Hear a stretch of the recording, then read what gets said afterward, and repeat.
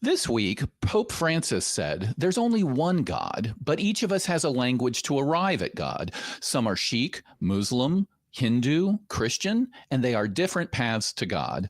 While I am not convinced that there is a God, I do appreciate the sentiment of inclusivity and pushing back against sectarian differences. In fact, within hours, all Catholic cardinals, bishops, priests, and lay people around the world came together in celebration of the fact that the Pope had clarified what God wants, and they reached out to different faiths to come together in peace and unity, and I am totally kidding, of course. Catholic officials immediately tried to walk back the words of Pope Francis, who, as a reminder, is the vicar of Christ. One archbishop cited Acts 17, where St. Paul acknowledges that the pagan Greeks were looking for God, but condemned their false religion. That archbishop then directly contradicted the Pope, who, as a reminder, Catholic doctrine holds to be God's literal representative on earth. The archbishop said, simply put, not all religions seek the same God, and some religions are both wrong and potentially dangerous. To me, as a non-believer, this is just normal human behavior. It's just people arguing over their Jesus fan fiction. But to believers, shouldn't this reveal something? Shouldn't it make it a little clearer that these people are not deriving their positions from some universal truth, but from their own preferences and interpretations? If you believe that the Pope is right or that he is wrong, give us a call and let us know why, because the show starts now.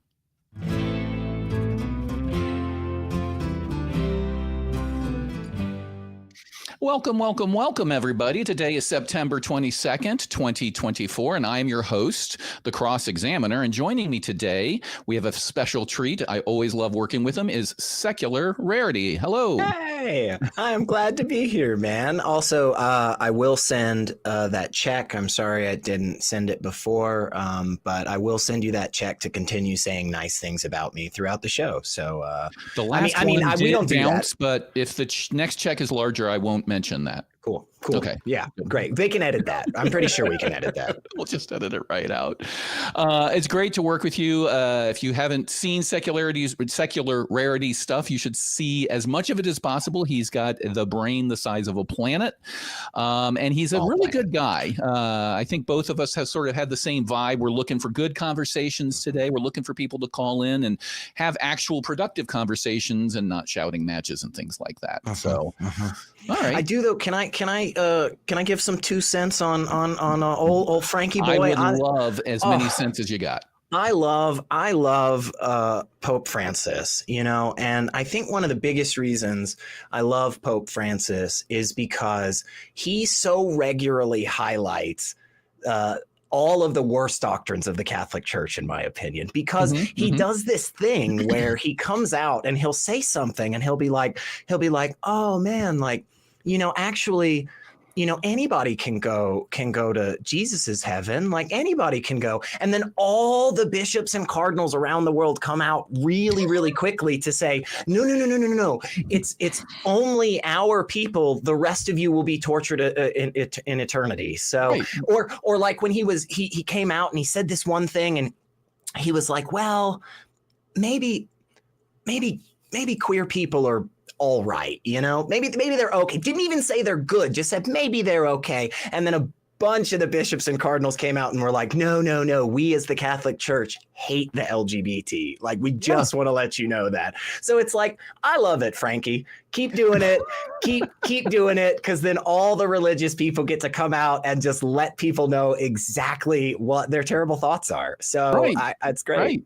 And they're stifling a lot of his calls for inclusivity, as well as environmental stewardship, social justice. Don't get me wrong. He's still the Pope of the Catholic Church, and he's still like, hey, being gay is not okay, but let's lay off of them type of position, which is not great, but it's an improvement. It's better. And this resistance from inside the church just serves as like a stark reminder of how religious institutions, which are just human institutions, how religion can become a barrier to progress, obviously, but it perpetuates systems of inequality and exclusion. And it's because those that are in the infrastructure below and around the Pope are trying to cling on to a system of power that gives them control.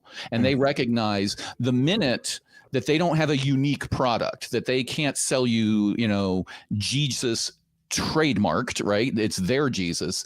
Then you might go elsewhere for your spiritual needs or your happiness and whatever. And they know that if you give up the game and say, you don't have to believe in Jesus to have a good life and get the happy joy afterwards, that people might stop giving them money. I mean, they're pretty rich as it is, but they know that they could lose their money. So that's another sort of angle there. Yeah. Have you had any interaction with Catholic friends or callers who can reconcile that? Because it seems very obvious to me from the outside, like, oh, look, yeah. Nobody's talking to God. Nobody has a divine message. Like, what's going on here?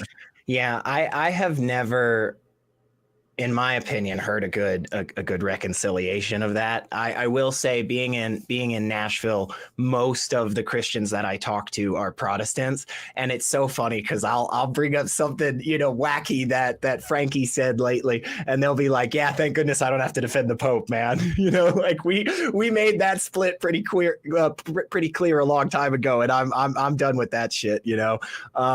Yeah, I think what you said though is totally spot on, Cross, that religion suppresses all of the best aspects of humanity and highlights the worst. It's just sad to see time and time again, people still coming out and saying like, oh no, Pope Francis said like we're all okay, like we're all good, in his eyes. And it's like, yeah, not according to every other bishop and cardinal. So like, I don't know what to do there, bro. You have to figure that one out. So right. Yeah. He even said years ago, atheists can go to heaven. Famously, he said that, and immediately they walked it back. To be clear, what? Like, to be clear, what are you clarifying? That he's wrong? That the Pope is fallible? Like, what's going on here? I think that this week they were sort of trying to say, well, he wasn't speaking in his native language, as if God chose a messenger that would screw up a very important message, right? Garbage. Yeah. He speaks 7 languages. He knows exactly what he was saying. He said something. You guys are pissed off because however many years ago when you voted this guy in, you didn't make the right decision. And now you're upset. And you know what, guys? That's democracy. That's what happens. Maybe you should actually let God choose the next one. Right. That would be how great. That goes. We'd be waiting for a long time to see that white smoke, man. We'll never get a Pope. No. All right. Well, the Atheist Experience, if you guys don't know, is a product of the atheist community of Austin. It's a 501c3 nonprofit organization dedicated to the promotion of atheism, critical thinking, secular humanism, and the separation of religion and government. They are, as a charity, one of the best ones out there, which is why I know I donate my time. And I think they pay you millions, right, SR? Yeah. Millions and millions and millions of thoughts and prayers. Thoughts and prayers. That's actually, I actually gained something. I have a wonderful community. I thoughts and prayers are worthless. No, total volunteer. We're all freaking volunteers. 100%. Every one of us you see hanging out here. We got Ben doing backup today for us, hanging with us. So yeah, just all volunteering our time for good causes. So Ben, we were talking to Ben before the show. He's our backup host right now. You always have a backup host in case there's a tech problem somewhere. I am going to nominate him now to be our official bodyguard after talking about what he's done with his career. So watch out. We got Ben on call. Let's move on to our question of the week. These are always a lot of fun. We always have a question of the week, share your experience type of thing. And last week, the question was, what prayer is God tired of hearing? And we had responses. We had a lot of responses to this one, but these are our top favorites as decided by likes in the comments. Number 3, we have Van Halen Isolated said, what prayer is God tired of hearing? Lord, I pray for more money. Forget the 10,000 children starving to death every day. I need my own jet ski. And that is, that's an easy to go to one. I think that's a good one. That stat is not made up. I think I want to break away from the humor and say that is a literal stat. On average, in a year, 10,000 children around this planet starve to death every day. So anytime you hear about somebody who prayed for find where their car keys were, or to fix the cataracts in Sam's mom's eye, you need to sort of put that into perspective to say, okay, you took a break from making sure kids would starve to help me find my keys. So, or as you say, get my own jet ski. So thanks, Van Halen Isolated. Number 2 is rational pair. I am glad we finally have a rational pair on this show. These irrational pairs have been driving me nuts. So rational pair said, most tired prayers, quote, please, please, please don't let me be pregnant. Okay, that's probably a very common one. And then they added, second most tired prayer, please, please, please let me score tonight. So major props to having that be the pair of prayers that is the most common ones. And finally, we have number 1, Travis W888. The prayer God is tired of hearing, praying for world peace. What about the Bible makes you think that my goal as a God is for there to ever be world peace? That is so true. It ties into what we were just talking about, doesn't it? Yeah, that's a pretty good one. It's pretty obvious, I think. God does not want world peace. If he did, right? I mean, we'd have had it already. At least at some point in history, there was a period of time where a lot of people were really, really, not cool with eating shrimp, so they just didn't do that. You know what I'm saying? So God could make this happen if he wanted to. He didn't want to. He didn't care. We know from the common defense to slavery in the Bible, God is a politician. He's a gradualist. He can't make sudden declarations of rules because people wouldn't listen to him. Yeah, see, God except for the 600 and whatever declarations that he had in the old law. Those, forget about those. But right. God always wanted us to be super peaceful to each other and not slaughter other, groups of people or anything. He's got to wait a few thousand years for us all to come up with it on our own time. It's like when you're in a meeting with your bosses, you make them think it's their idea and then they love it. It's like, that's a smart plan. God savvy, got us there. Very savvy. Very savvy. One might think that maybe he didn't have that power. Maybe, I don't know, maybe somebody just made him up. I don't know. Maybe the callers can clarify for us as to why God hasn't achieved these sorts of goals. So, all right. So we have a new prompt for this week. And this is what it is. And SR, I'm going to ask you to ponder this one. Complete the sentence. The only thing worse than being sent to hell is blank. I feel like we're on, what was it called? What was that show with I'm thinking Jeopardy. So blank. No, something show. I'll come up with it. I'm blanking at this point. Get it? Blanking. So what do you think? The only thing, match word. That's what it was called. Match game, match word with all the stars. Yeah. He sat on his blank. I'm just thinking of game shows. Exactly, which kind of fits as well. But SR, the only thing worse than being sent to hell is blank. Yeah, the only thing I can think of worse than being sent to hell is having to sit through a full sermon by Greg Locke. I think that is one of those, we have arrived type moments, folks. This is I think the third, maybe fourth time that at the top of his lungs he screams about witches in the congregation. In his own, we know who you are. That's when you either question every decision in your life that brought you here, or you look around and you confidently know this is where you need to be. There's no in between there. There's no person that hears that and just goes, well, I'm still thinking about it, Greg. I know. I'm not convinced. What evidence do you have? Oh, you're louder today. Okay, I'm convinced. Yes, I see. Yes, you taped a Bible to a baseball bat and started beating up a Barbie house. Yes, now I see the power and mighty of God. Yes. And for those of you who think SR is kidding, he is not. So that's a great answer. I really appreciate it. Yeah. So I'm sure we're all anxious to see what our audience comes with. So in the comment section of this video, please give us your best answer and tune in next week when we reveal our top 3. Put your answers in the comment below and not in the live chat. And as a reminder, it is complete this sentence. The only thing worse than being sent to hell is blank.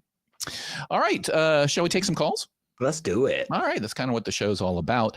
I think we've got a lot of callers. We're going to try to get through them. So I'll say to the callers that are holding, we're going to try to stick to the point and move things forward, but we'd love to hear what you have to say and have a good conversation. We're going to kick things off with somebody who's called before. I don't recall if I've spoken to him. Steve from Nebraska has called in, and the note on the call says, evidence of genetic mutations not occurring randomly by nature, but rather by an entity guided evolution. So I think if I understand you, Steve, are you claiming you have evidence of genetic mutations that are being guided by an entity? Is that correct? That's a fair summation. Yeah. Hi, Graham. Yeah. Hi, Elliot. Yes. So that, hey. That's a thanks for taking my call. Sure. But yeah, that would be a fair. And what I also wanted to discuss was I do have a confirmation. I have to confess, I have a confirmation bias towards us being simulated. And this us being simulated started. Well, yeah, I just want to make sure I audibly heard you. Your confirmation bias is towards a belief that your entire reality is simulated by some other thing? Yeah, simulated by what I think is AI. And how this started was, it actually began on this program on June 23rd. I believe I spoke with Elliot, a.k.a. Secular Rarity, and Armin Nababi, and we were discussing if the collapse of the wave function indicates if we're in a simulation. And then I just learning about the second law of infodynamics, and if that were some indicator of us being simulated. I'm sorry, Elliot, do you like to be called SR or Secular Rarity or Elliot? I don't want to call you by the wrong name. It doesn't matter. You can call me either. I do remember that conversation now that you mention it, and I believe where Armin and I were coming from was that collapse of the wave function, the whole observer effect and so forth, right? Like you can't, how it when you're detecting it, it's a particle, but when you're not, it's a wave. That super awesome, amazing physics, mind busting thing. I think we were on the side that doesn't indicate anything about us being in a simulation, right? I don't remember where we ended that conversation. Right. Yeah, and then Armin had brought up, well, what does it matter, because the simulation hypothesis isn't testable. And then I was just learning about second law of mental dynamics. So 8 days later, on July 1st, I went to the Papillion Library and I did a little research on an article titled "Experimental Protocol for Testing the Mass Energy Information Equivalence Principle." That this experiment could also be used to test for the simulation. And then and on that day, within mere minutes of me having read about this experiment, weather alert came on my phone, and there was a storm coming in, and I wanted to jet out of there. On my way to the car on the north lawn of the Philly Library, I was almost struck down by lightning. And then as the storm raged on past me, I was thinking, perhaps we simulated beings best ought not put our godforsaken simulation to the test. And then as that thought occurred, a rainbow appeared in the sky to me. And then subsequently, this experiment by Dr. Watson to test the simulation hypothesis, the crowdfunding campaign for this had been. I'm going to jump in just for a second there. I think we're sort of going along here.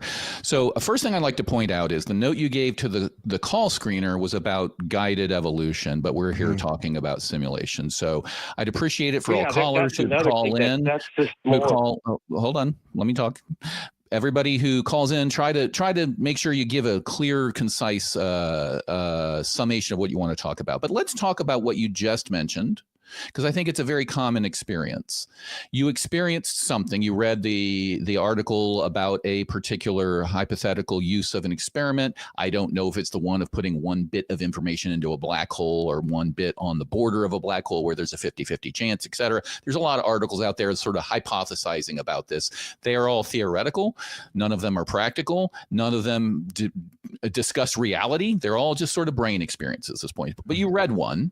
Then you went outside and you say you almost got hit by lightning, whatever that means. People use that term to mean a lot of different things. And then you had a thought, and then you saw a rainbow. Am I understanding your experience there?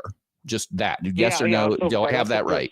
I have that right. Yeah, that's a fair summation. I assume the reason you brought that up into this conversation is you find there's some sort of significance, the implication being, as you said, that string of events was caused by you investigating a concept, and some entity that can read your mind or knows what you're thinking is warning you or threatening or trying to keep this information secret. Is that your hypothesis? Well, I don't think we should know if we're being simulated. I think that wasn't my question. That's not my question. My question was, you brought these things up as if they were significant. They were significant enough to spend your valuable time on this short call to mention them. And the implication that you gave at the end was, we shouldn't investigate this, implying that the reason you were almost struck by lightning and then the reason you saw a rainbow after you reconsidered your investigation was that some entity had caused that lightning to threaten you, let's say, because you were investigating. Is that what you were trying to say when you mentioned that on this call just now?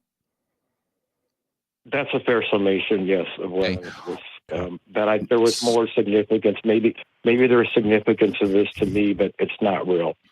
Okay. Yeah. So assuming that everything you said was true as far as the facts, whatever almost being hit by lightning looks like did happen, assuming you had a thought and assuming you saw the rainbow, why do you think that indicates anything to do with anything other than there was a storm, lightning went near me, and then after some period, I saw a rainbow? Why are you pulling in this extra causality that you have no evidence for? This is the same. The analogy I use is this is called post hoc ergo propter hoc. After a thing, therefore, because of the thing. It's a post hoc error is what it's called. So the analogy I've used before is a kid's walking down the street and he picks up a stick and he's hitting some trees and he's hitting a fire hydrant, and then he hits a wooden fence, a picket fence in front of a house, and the house explodes. And the kid looks at the stick, drops it, and runs home. This is what you're doing, right? So that's what we're talking about. We don't know why the house exploded, and it happened right after I hit the fence. So it could have been a gas explosion, it could have been a bomb, a plane could have crashed into the back of it. Who knows? Why do you think that your research, which is you hitting the fence, caused the house to explode, i.e. the lightning hitting? What evidence do you have that there's a causal relationship there? I now have evidence, more evidence that I think I've come across for us being simulated. That's not my question. The question I asked you was, what evidence do you have that your research in the library that day that you were saying caused the lightning strike? What evidence do you have that your research caused the lightning strike? I can't. It's a non-falsifiable. I don't have evidence. Yeah. That's the answer. Okay. Yeah. So zero. So then the question becomes, and I'd love to hear SR's take in a second here, but then the next logical question becomes, okay, if the claim is research causes lightning strike, and the evidence I have to support that claim is nothing, then it seems like the logical thing to do would be to not accept the claim. I don't have to reject the claim because I don't have evidence that it's not true, but I don't have to accept the claim. I think the proper answer, if somebody said, did my research cause the lightning strike, would be, I don't know. I don't have any evidence, so I don't accept that claim right now. Is that how you'd approach it, SR? Yeah, and I guess, I struggle in these conversations about simulation theory. And I think one of the biggest reasons I struggle with this is because it seems to me the vast majority of times when I'm talking to somebody about this, it seems to me that time where somebody tells you like, all right, we've got 3 steps. And when we get to the end of it, we'll have a cake. And you're like, oh, okay, great. Let's bake a cake. And they're like, first we get all the ingredients. Step 1, step 2. And then we've got step 3 where we put it all together and then we've got a cake. And you're like, well, wait, what the fuck is step 2? What the fuck is that? It's the underwear gnomes. Yeah, right. Exactly. I mean, exactly. It's like, it just feels to me like there is so much in between, where we start and where we end. That is just a complete and total mystery. And I just have no idea how we took these steps. And the reason that I struggle with these simulation theory conversations is because I recognize that type of thinking because I had that type of thinking. And it's this type of thinking that seems really innocuous at first because it's not connected to these things that are so tangibly harmful. Like, for instance, an international organization that actively hides, and supports pedophiles like the Catholic Church, something like that. Right. So it's this magical thinking where everything in the world has to be some incredible sign from the universe. Every single fascinating little bit of the universe is out there just so that you, Steve, can discover it and be comforted by it and feel like the world isn't just crazy and fucking chaotic sometimes. But that's just wrong. Because like you said, there's not even any reason to believe it to begin with, by your admission. But the harmful side of it is when we start to think like that, we behave in a pattern that adheres to that thinking. And next thing we know, we are getting institutions that are international with literally $1 billion in a bank account to hide and support abusers. Now, I'm not talking about the Catholic Church. I'm talking about the Church of Scientology or the Church of Jesus Christ of Latter-day Saints. They're all fucking terrible. But like, I'm really struggling, Steve. Do you understand why I'm having trouble here, man? I guess that's what I want to get across. I'm struggling, and I want to know if you care. Let's ask Steve this follow-up questions because I really appreciate your point, Seculary. So, Steve, the question is, and it's a 2-parter. 1, do you agree that if you have no evidence to support a claim that you should not accept the claim? So that's part 1. And 2, where do you think this instinct that you have, like you said, you have this confirmation bias, which is an instinct to accept claims that you like, even though you may not have any evidence for that claim, just because you like the outcome of that claim.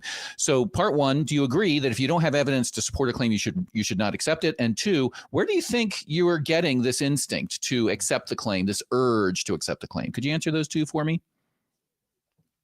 Sure. I think I'm wrong for looking at patterns of something that I want to be true that may not be. And maybe if something's not verifiable or falsifiable, like, for example, a simulation hypothesis or the God hypothesis, it shouldn't have a meaning because I can't prove it one way or the other. So should I just take the default position that doesn't exist? That's just no. Let's clarify the default position. I want to be careful how you worded that, because I think what you said is the default position is there is no simulation, that it doesn't exist. The default position is I don't know. I don't know. Yeah. So do you believe in God? I don't believe in God. Do you believe there is no God? I don't know. I don't believe that there's not no God. The default position is rejecting both states, right? Is to say, I don't have any evidence. I am unqualified to render an opinion on this. I don't know. I need more evidence. So that's where you then get science. We go, okay, well, if this is a simulation, how can we poke the bubble and try to figure out if we're in a simulation? Let's go run those experiments and get some evidence. That's the default position. Does that make sense to you? Right. Yeah. And I discussed this with Aaron Audier, the experiment to test the simulation, and he thought all it would do was just end up testing the mass energy, the information mass energy equivalence. And he said there was no simulation needed, that I'm just adding extra stuff into there. Yeah. He said it could be done without there having to be a simulation. Yeah, because if you take what you already agreed to on the call, which is you have this instinct to believe that the research caused the lightning strike, but you have no evidence to believe that. If you take a bunch of those put together, a bunch of no evidence instincts, right? I don't have evidence for this, and then I see another paper that I don't understand or I don't have evidence for, and then I have this other idea that I don't have any evidence for, but there's a bunch of instincts surrounding it. It can feel like it's adding up to evidence. It can feel like, well, I feel like this, and I like this, and I like this, and I like this. All of a sudden, it feels like a bunch of zeros add up to something other than zero. But that's the hard thing to accept is, nope, a bunch of zeros, a bunch of I don't knows still equals I don't know. Not, wow, a bunch of people are asking a lot of interesting questions, therefore there must be something out there. And I kind of feel like that's the road you're going down is it's like Mulder on, I'm dating myself here, on the X-Files from way back in the day. A great show for sort of examining the line between skepticism and gullibility. His side of that character's side, his catchphrase was, I want to believe. And I kind of feel like you're in that same camp. I want to believe. And as you said, you've got this confirmation bias. But do you recognize that a bunch of zeros added together is still zero? Metaphorically speaking? Well, what if our universe behaves like it's a computer simulation, but there's nothing outside of it except maybe quantum? Yeah, I'd like you to answer. I'd like you to answer the question though. I've noticed that during the call, I'm asking questions, and then you're not answering. You're just doing a bunch of what ifs, which is not acknowledging the point, and then trying to move to some other thing. So, do you acknowledge that if you have a bunch of hypotheses but zero evidence to support it, the existence of the hypotheses or the existence of papers proposing the hypothesis or proposing the theory is not evidence anymore? That's zero evidence for the existence of the proposed thing. Do you agree with that? Right. Of course I do. And if there's proposed experiments that haven't been done yet, then that's jumping the gun, and I just can't assume what the experiment's outcomes are going to be.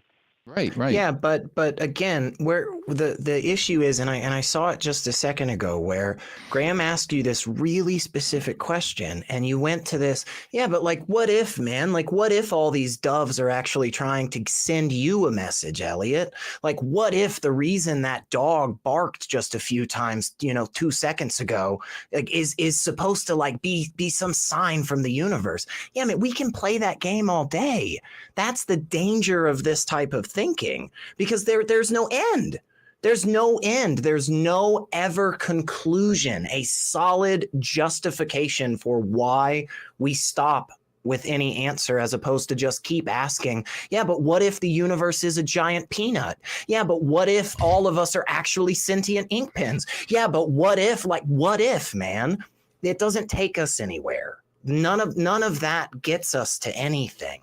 And instead, what we need to do is exactly what Graham was talking about, which is we go out there, we have a question, we have a thought, we see something crazy happening around us, and we go, man, what if?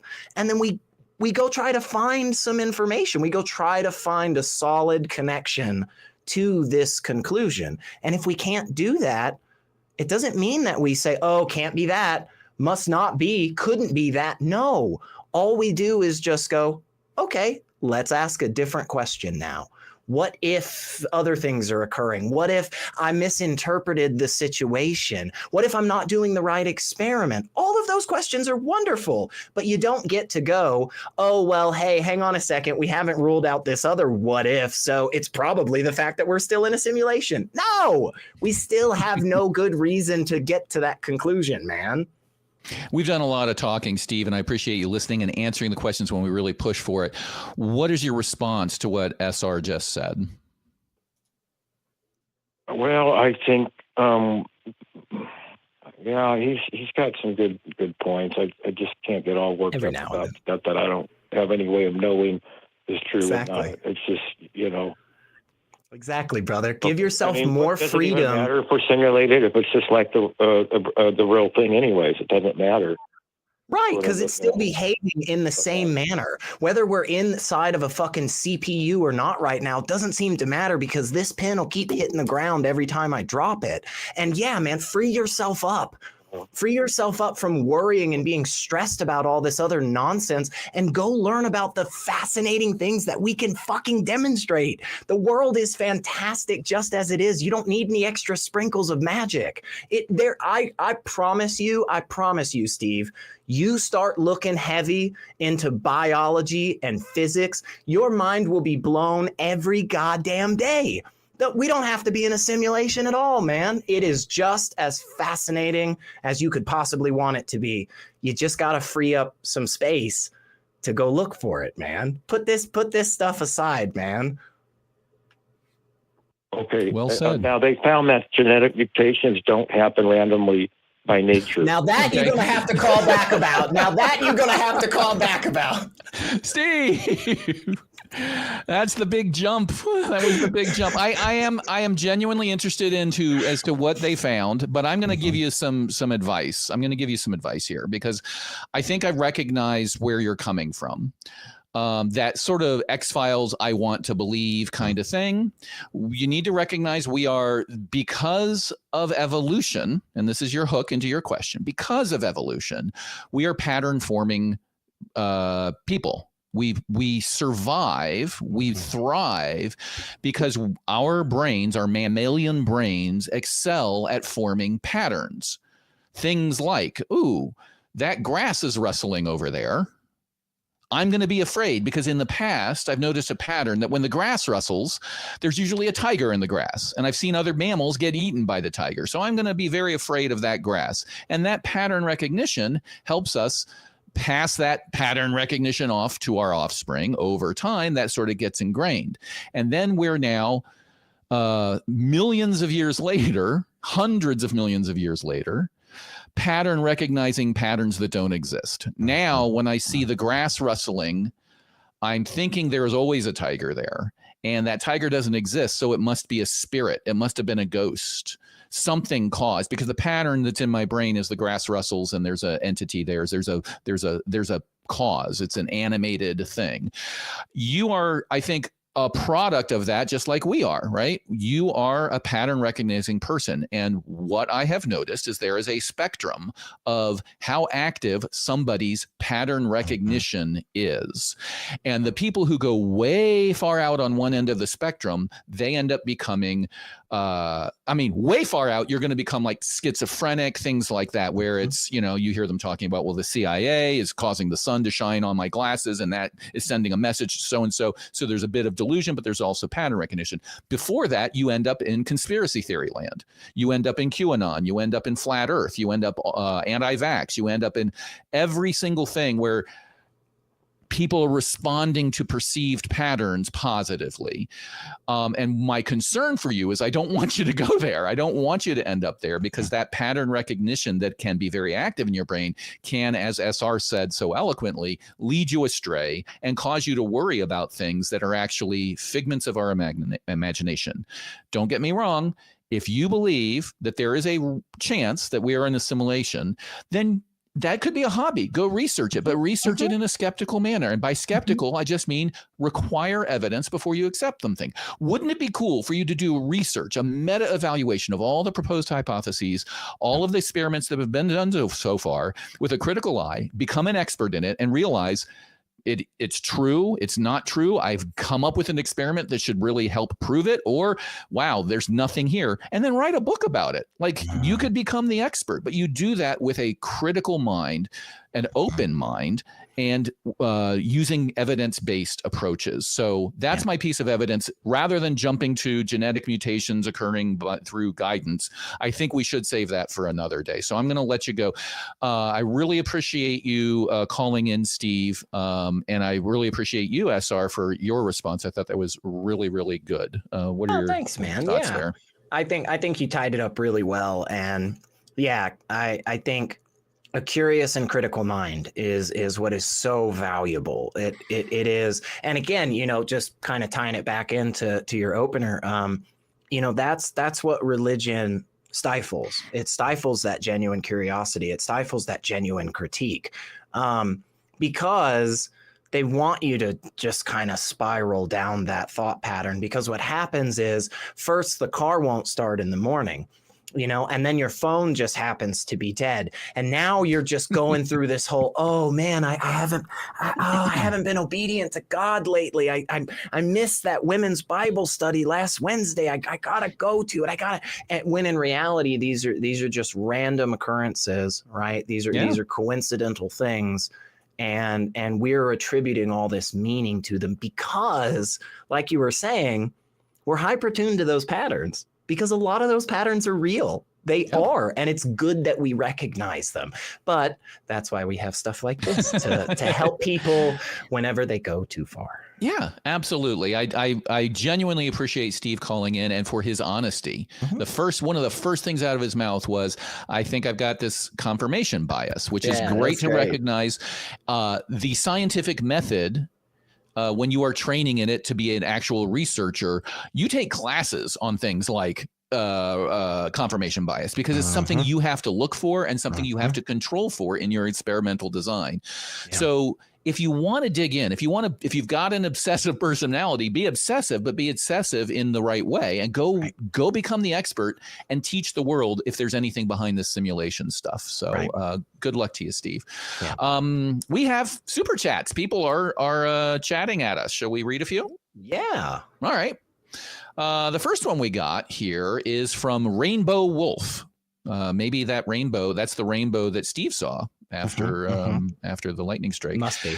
For $9.99, very generous. They say the conduct of anti-queer Christians is their resume for their conduct in the next life.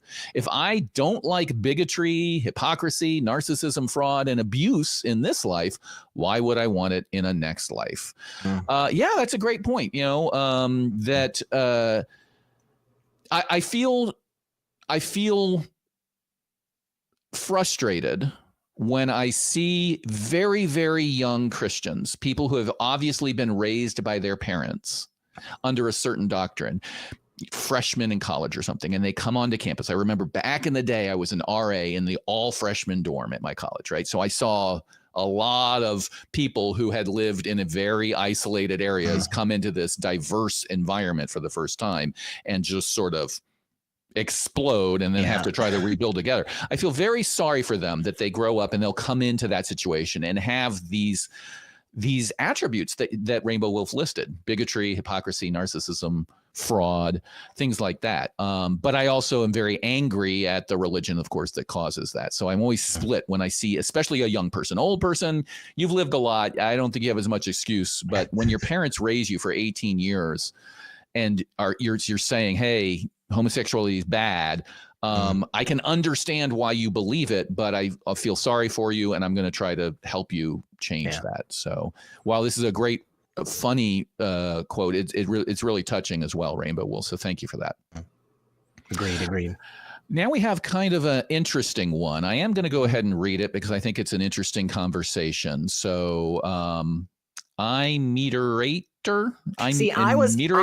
I was doing this one too. I'm not sure if it's I meterator or if it's I'm a traitor. I'm a traitor. Okay. See, I think it might be that one. I don't know. You'll have to tell us in the chat. So maybe that explains the comment. Maybe this is a trollish comment. It seems to be, but for $20, I'm a traitor said unwanted pregnancies are the result of lust, violence, or deceit, attributes of Satan. Therefore, good Christians should demand the termination of all unwanted pregnancies rather than supporting Satan's army. So I think this is tongue in cheek. I agree, but it is a little weird. It is. It's a bit strange, but that's the joy, folks. See, that's what's so great about this wonderful show is that you can send super chats and have myself and Cross Examiner read them and be very confused live on air for you. So feel free. Right. I mean, as long as it's TOS appropriate. Yes, exactly. And to be clear, this is a super chat. I'd have to parse that one out for a while to sort of think about it, but I found it interesting. And regardless, We do appreciate the $20. So thank you very much. That's a very generous donation.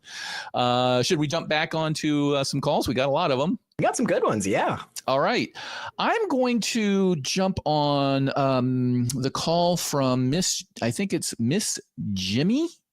I want to make sure I'm pronouncing this correctly. Miss is for sure that's how that's pronounced. Pronouns she, her, Jimmye from Arizona. And the note here says, science and religion are games. Do I have that right? Both your name pronunciation and your call topic? Do we have Miss Jimmy with us? All right. I'm going to return Miss. Nope. Did I hear something? That was me. No, that was me. That was you. It sounded like somebody coming off a mute there for a second. No, right. Sorry, Miss Jimmy. I'm going to return you to the queue. If science and religion are games, I want to know who's winning. What's the score and what are the rules? Yeah. Does it involve cards or chips? That's a good question. I don't know. We'll jump over to John, him from Canada. His note is unborn babies are proof of God. So I want to clarify, John, A, do I have that right? And B, is it only unborn babies that are proof of God? My name is John, and John. Not just unborn babies, babies in general. Okay. I have spoken to you several times, John, so thanks for calling in. You're welcome. All right, so give us your evidence. Give us your logic, I guess. You're claiming that babies as a whole, born or unborn, are proof of God, and I assume that means they are evidence that supports the claim that some God exists. So how are they evidence of a God? When we look at a newborn baby, you see how perfectly designed it is. Wrong. Okay. Just stop right there, John. Sorry. Wait. I mean, that's I know. Wait. I mean, I want to give John a chance. No, let's give John a chance. Okay, you're right. John is about to educate us and rattle off a bunch of features about unborn babies that demonstrates how perfectly designed they are for some purpose, as yet unstated. All right. So let's hear the litany of baby features that are a perfect design that Apple would be jealous of the fact they didn't think of this design first. So go ahead, John, name your top 3 features of a baby that prove that it is perfectly designed. Well, A, the fact that it has all the body parts necessary to live. B, the fact that it's able to fit out of its mother. And C, and most importantly, it has a brain that functions. And that brain will allow the baby to think, to feel, to act, to interact, and to make a difference in the world. There's no other being in the universe that can do that. The most intricately designed tree in the world, the most intricately designed machine cannot think for itself. Even a computer, no matter how good it is, even though it has lots of information, it's not sentient. It can't think. Any person, including you and me, can make a difference. And most importantly, a baby someday, when it grows up, will be able to love. To love it. Will it? I'm gonna jump in here. Okay, you just made an assertion. We've got the list of features, but you did just make something you made an assertion there that any baby can grow up to love. We can dispute everything you said, but let's talk about that one, because I think that's a good jumping off point to sort of investigate this claim. I think medically speaking, that's not true. There are people who are incapable of loving from a medical standpoint. I'm going to say hi to my friend who is a child psychiatrist, a renowned child psychiatrist. I will verify this with her later, but I'm 99.9% sure that these people would have a diagnosis in the DSM that says, nope, they are unable to love. How do you respond to that, John? What does that say about your God? I'm not talking about a few percent of people who are psychopaths. I'm talking about. So you're not talking about the people that disprove the fucking thing you just said, John. That's nonsense, John. That's crazy, man. That doesn't make any fucking sense, dude. Okay? I'm sorry. I'm getting hot, but it's like you said, for the first words out of your mouth were that the babies are formed perfectly and they have all the necessary body parts to live, except for the millions of times that they don't. Right. You said that they can fit out of their mother, except for the fact that C-sections have existed since the time of the fucking Caesars. So we've known about the fact that babies don't seem to fit through the vaginal canal perfectly for a while, man. Like, how do you not know that? I can't take it seriously.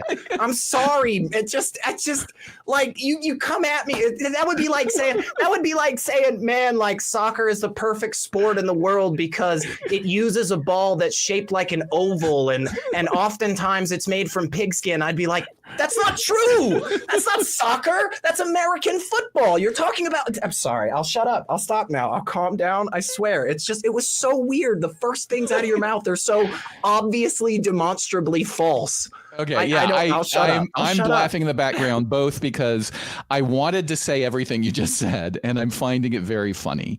So I'm not laughing at John. I am laughing at SR's reaction. John, we do have a problem here. We have a big problem here. It's kind of the no-screw Scotsman's fallacy. It's kind of a shifting the goalposts. It's kind of a poor evidence and poor logical arguments, all sort of jumbled up together. To say, this thing is perfect because all instances of it have this attribute. And then we cite a bunch of instances of that thing not having that attribute. And you say, I'm not talking about them. That should be on its face, obviously, a problem to anybody that's trying to make a sincere argument. So what are your thoughts about that criticism? We say, hey, everybody can grow up in love. And then we point out the fact that people can't, and you say, I'm not going to worry myself about the 1%, 2%, or 3% of people who are psychopaths or sociopaths. Don't you see that that's a real problem with your original argument? How do you respond to that?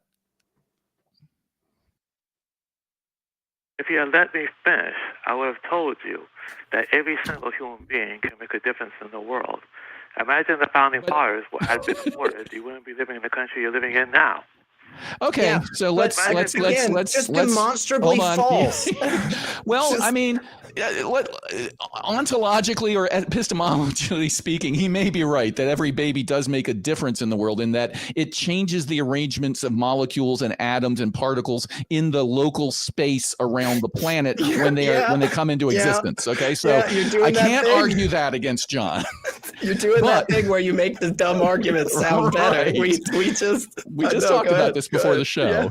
So saying that, hey, people can grow up to be Mozart and Einstein ignores the fact that people can grow up to be Stalin and Hitler and Pol Pot and that. So making a difference is a value statement that I assume you mean making a positive difference, in which case we have a ton of examples. There was a shooting today in Alabama. It looks like an assassination, a paid hit job where a bunch of innocent people got shot. They made a difference, but I assume that's not the difference that you're talking about. So, John, let's cut to the chase, right? You came here with an argument to say that unborn babies are a proof of God, that they are somehow perfect. We have identified some flaws, a handful of flaws, right? Are you retracting that statement, or what have we misunderstood? I'm not retracting it, and I don't appreciate you laughing at me. Plus, I guess your solution would be to have selective abortions to prevent people like Stalin. My solution would be to try to believe things that are demonstrably true. And when I say something, no matter how confident I feel about it, John, but when I say something that is so quickly and easily proven to be false, not that we don't have evidence, but outright, undeniably, the United States right now has more deaths of individuals giving birth than any of the other G7 nations in the world. Nobody else in the world has the technology that the United States does and still has people dying during birth. You know why? You know why, John? Because babies' heads don't magically always fit through the vaginal canal because it's not fucking perfect. And in fact, go ahead. God, I'm sorry. Please. In fact, for one of the theories that I have understood as to why infants are so helpless when they are first born is that we have to give birth earlier in the gestational path because the head won't fit. Yes. So infants need a human being to care for them or they would die instantly. Yes. Unlike other animals, if you've ever watched any babies getting born in the wild, who spring from the wound and stand up and can immediately, you know, start eating grass and look around and swim in the water or run away from the wolf. Some can't, but a lot can. We can't. There's a real problem with babies. So let's abstract the conversation. I want to give John one more chance. And I'm sorry, John, we've cut you off, but the reason we cut you off is we can't let you go down that path because it's illogical.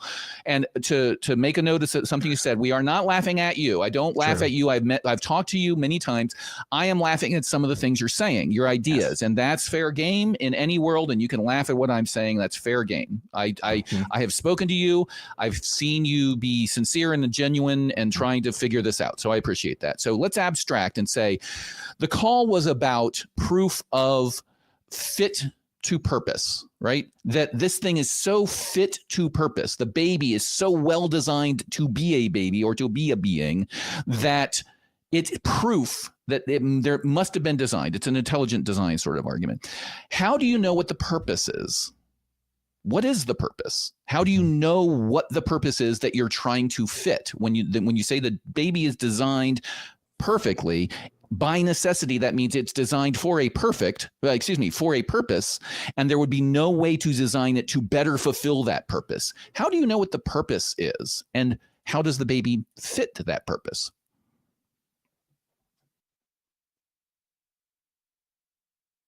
The baby was born for a simple purpose to live and to make a difference in the world. Think about it. How do you know that that's the purpose? Where's that purpose coming from?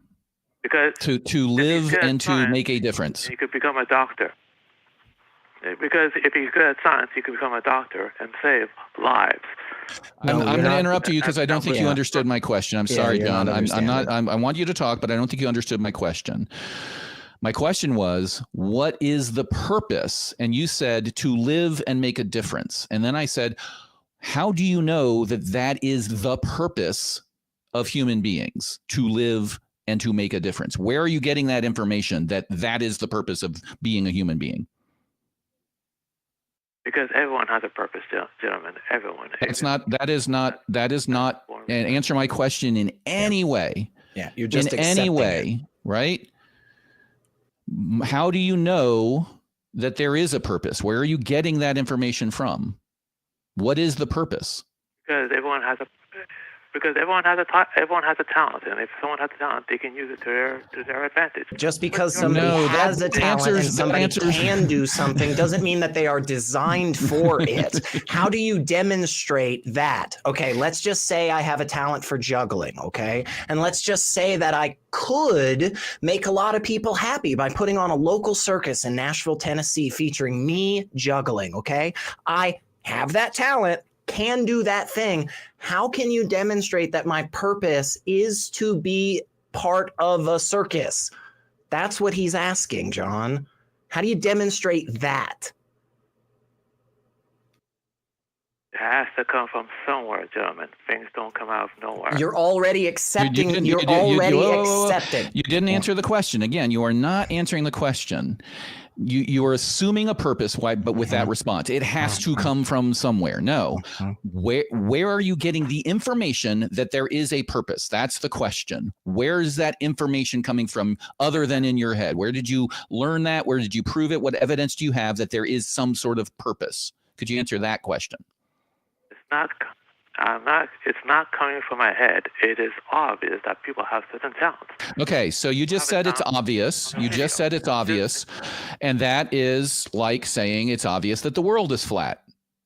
What may be obvious to you is not obvious to me. So how do we reconcile that? We use a method called evidence, right? Supplying evidence. So what evidence do you have that the purpose of humans is to make a difference?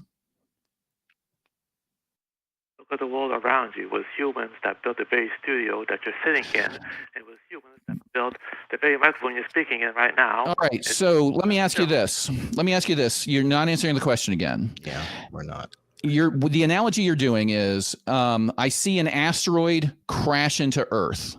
And then I say the purpose of that asteroid was to crash into Earth.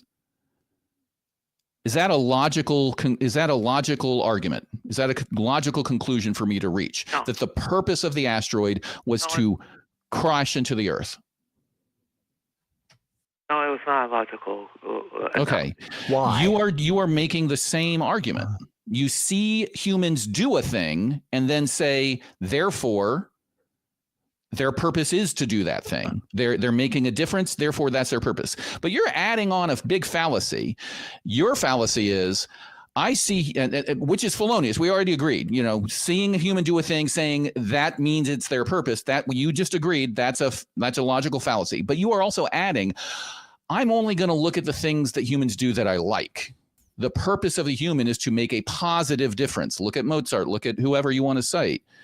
And that is the purpose. It's only the things I like. So do you see now how your argument doesn't add up? If the asteroid's purpose is not to crash into the Earth, then the human's purpose is not to make a difference. We haven't proven those things. Do you agree with that?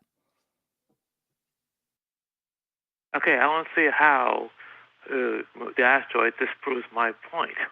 I really don't think that's possible. Okay, so Let's maybe abstract answer. Let's abstract it. Let's abstract it. I want to walk you through this because we don't do this enough on the show. Okay, I'm going to make it as simple as possible. The asteroid crashing into the Earth. I see a thing A, do a thing B, and I argue therefore the purpose of A's existence is to do thing B. That is your argument. That's as simple as I can make it. A does B, therefore A's purpose is to do B. That pattern, if that's a logical fallacy, that's an unsupported, it's not a valid argument, right? I can't get there from here. If that doesn't work in the abstract, it doesn't work in the specific. So I see A do B, therefore A's purpose is to do B, is the same as saying I see asteroid hit planet, therefore the asteroid's purpose is to hit planet, is the same as saying I see human make a difference, therefore the human's purpose was to make a difference. They are all exactly the same argument, and they are all equally invalid according to your own observation. Does that make sense? It does make sense that something or someone is good at something and they do it. But my real concern is the hundreds and millions of babies that are being murdered every day. No. Hold up. Stop. John, shut up. Shut up with that stupid crap. Yeah. Stop. I think that was a yes. Yeah, I think so too. I want to go back to that. Because he just laid it out really, really well. Did you follow what Cross-Examiner was just saying about why that pattern, in the broadest of senses, does not work? So it doesn't matter what the specifics are; it still won't work. Does that make sense to you? And are you agreeing to that? I really don't know what you're talking about. All right, fuck this. This is stupid. This is just fucking dumb. This is so stupid. Yeah, I'm concerned, John, because I've talked to you several times. I've heard you talk to other people several times, and either you're the world's best troll. Yeah, like this has been an ongoing sort of Sacha Baron Cohen or Andy Kaufman level performance for the last several months, or you really aren't grasping these concepts, in which case I have some concerns about your ability to sort of not get taken advantage of, quite frankly, because this is the type of lack of logical thinking that can make you susceptible to claims that don't add up. And that's how people get taken advantage of.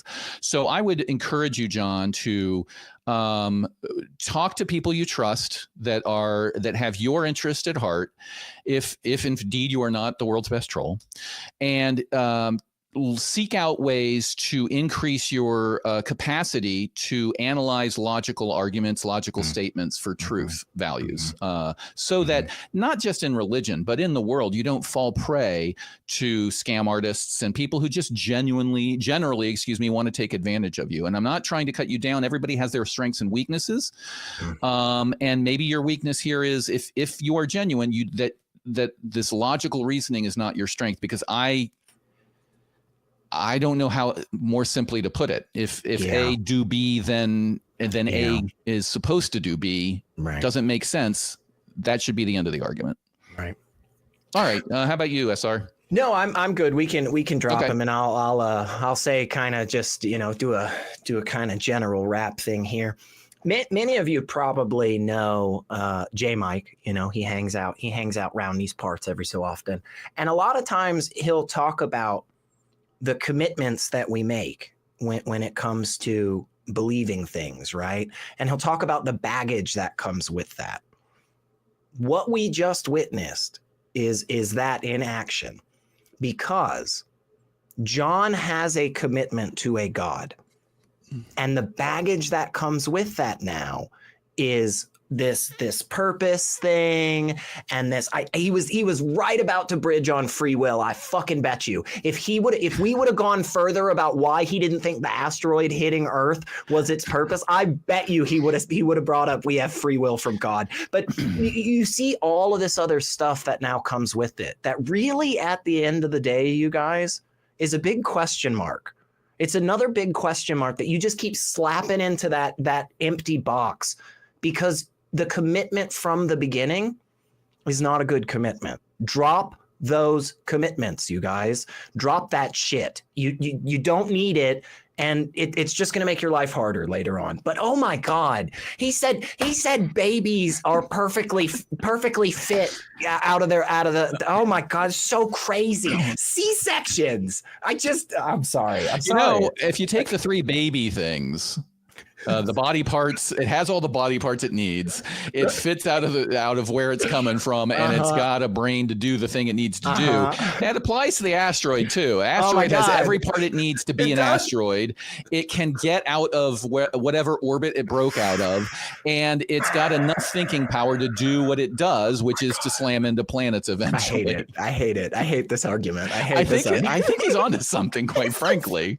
Oh my God. Isn't it just one giant tautology? Yeah, I was actually surprised that he didn't agree. I was ready for him to say, yes, that's the purpose of the asteroid, quite frankly. I was ready for it to be, if that's what happened, then therefore that's what God wanted to happen. Therefore that's its purpose, which means anything that happens is what God wants, which is just meaningless. So what do we do with that? Right. It's a weird type of determinism in that sense. Yeah. But see, I think if we would have pressed further, he would have said the space rock is not, it doesn't have free will, and so it anyway, who knows. We have more super chats. We're getting some good calls here, but I want to take a break real quickly for super chats. We have Astrostorian for $10 says, don't baby crocs communicate to each other from within the egg so they hatch at the same time? Doesn't that refute the idea of babies of any kind not being able to think? That is an excellent question. I had not heard that. That's pretty cool. And it kind of supports what I'm talking about, which is, man, some of the animal kingdom babies, they come out full formed, ready to fight for their lives in the nature red in tooth and claw, as who said that? Shelley? Somebody said that. Our babies, leave them alone for a day and they're dead. So yeah, we are not perfectly designed. Again, we're not perfectly designed to survive without a parent, etc. So I was also thinking that John might come in and say, well, you're perfectly designed for what God wants. And then we end up with the family unit, right? Yeah. It's just a self-supporting thing. Jonathan France said for $4.99 that CE, cross-examiner, plus SR equals Caesar or Caesar. Therefore, ACA supports the restoration of the Roman Empire is confirmed. I'll take my comments off the air. Yeah, we can neither confirm nor deny about whether or not we are actively attempting to reinstate the Roman Empire. What we can tell you is that we are starting the new fundraiser portion for our brick fundraiser. And if you'd like to, I don't know, is that too close together? Does it seem go like for it. That's the best segue I've ever heard. It was so smooth. So smooth. Please. Hardly notice it. We are doing a brick fundraiser. We'll get to that in a second. But yes, all I have to say, I should say, is et tu, John A. You attacked us. And all right, Miranda Rensberger. Thank you, Miranda, a member for 6 months. Always great to hear from her. $5. Babies are proof that unprotected sex happens sometimes. Oh yeah, nothing more. Yeah. 100% true. Also proof that sometimes unprotected sex is ineffective. Proof of both of those things. Yeah. And I think a point in the category for not a perfect design, because if you actually think about how much sex is going on in the world, and then you think about how many babies are born, you're going to realize those numbers don't add up. There's a lot of times that these babies aren't popping out, y'all. Perfect design, my ass. That's just proof that those prayers that the person who answered the prayer question are being answered. Oh, please don't let me be pregnant. Okay. Spontaneous termination of a pregnancy via miscarriage or not taking root or however. That's right. We just proved prayers do get answered. All right. Following up on SR's smooth as hell segue into brick solid segue, we need to talk about phase 2 of our brick fundraiser. We want to highlight some of the standout orders that we have received. This week's featured brick goes out to Javier. Is it Javier or Javier? I do not know. In New York, that says, quote, AXP has defined the way I think and reason, smiley face. Thank you and keep up the good work, Javier. Thank you for your purchase, Javier. Get yours at tiny.cc/ACA bricks. I ordered one the last time they did it. You can get anything you want engraved on it, and it goes in the wherever they're going to use it. I'm not sure if there's a specific area for this particular size, this particular sidewalk or wall or whatever it's going to be. But it's at I believe the ACA library. I'm sure somebody will tell me if I'm wrong about that. And you can go and see your brick, and you could take a etching. I haven't done that since I was a kid. Paper and pencil and make an etching of it and put it on your wall. And give money while you're at the ACA library. Yeah. Also, we now have a channel that houses all of the shows of the ACA in audio podcast form. So visit tiny.cc/AEN podcasts. There you can listen to all the latest shows from the Atheist Experience, Talk Heathen, Truth Wanted, The Nonprofits, and others on one channel. Also, reminder, send a super chat and we will read as many as we can, as you've seen that we're doing. Thank you so much to everybody who's donated so far.